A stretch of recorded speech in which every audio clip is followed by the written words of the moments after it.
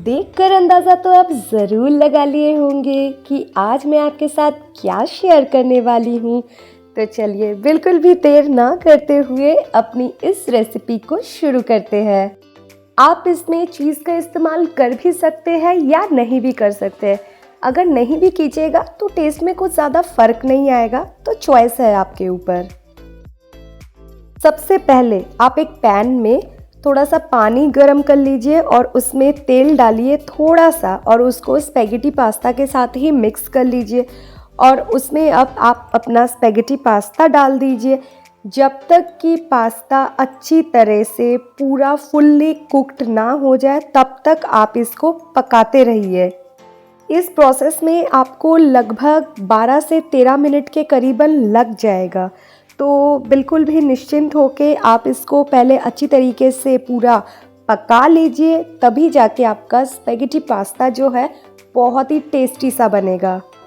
अब एक पैन में आप थोड़ा सा तेल गरम कर लीजिए, जैसे कि आप वेज का इस्तेमाल कर भी सकते नहीं भी, पर मैं यहाँ पे मशरूम, बेल पेपर्स और कैप्सिकम का इस्तेमाल कर रही हूँ, क्योंकि मुझे वेजेस काफ़ी पसंद है, इसीलिए मैं वेजिटेबल्स दे के ही खाना पसंद करती हूँ। तो इसको आप हल्का सा सौते कर लीजिए, 50% तक आप इसको पका लीजिए। कोई भी पास्ता या नूडल्स हम बनाते वक्त थोड़ा सा जो तेल डालते हैं वो इसलिए ताकि एक दूसरे के साथ वो चिपक ना जाए। अब हम इसको कर देते हैं साइड, और सेम पैन में हम थोड़ा सा अभी बटर डालेंगे।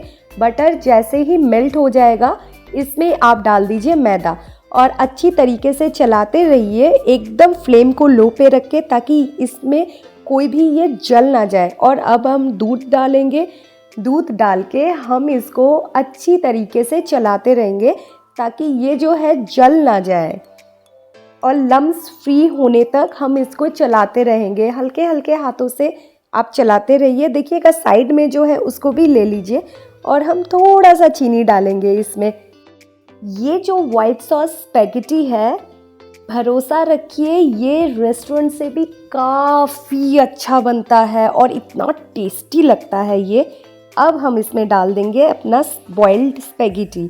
अब इसको मिक्स कर लीजिए। अब हम इसमें अपने सौते किए हुए वेजिटेबल्स डाल देंगे और थोड़ा सा चिली फ्लेक्स डाल दीजिए, थोड़ा सा ऑरिगेनो ऐड कर दीजिए अब, और हम इसको अच्छी तरीके से मिक्स कर लेंगे। और थोड़ा सा नमक डालिए। याद रखिएगा ऑरिगेनो में नमक होता है, इसीलिए थोड़ा सा ही नमक डालिए। और अगर चीज़ ऐड कर रहे हैं तो उस हिसाब से डालिएगा, क्योंकि चीज़ में भी ऑलरेडी नमक होता है। अभी मैं इसमें थोड़ा सा चीज़ का इस्तेमाल कर रही हूँ, आप चाहे तो दे भी सकते हैं, कुछ ज़्यादा फ़र्क नहीं पड़ने वाला, पहले ही मैं बता दी थी वैसे ही आपको। तो चलिए मेरी स्पेगेटी पास्ता रेडी हो चुकी है बिल्कुल, तो इसे गर्मा गर्म सर्व करें। और आपसे मैं मिलती हूँ अपने नेक्स्ट वीडियो में। तब तक के लिए टाटा, बाय बाय।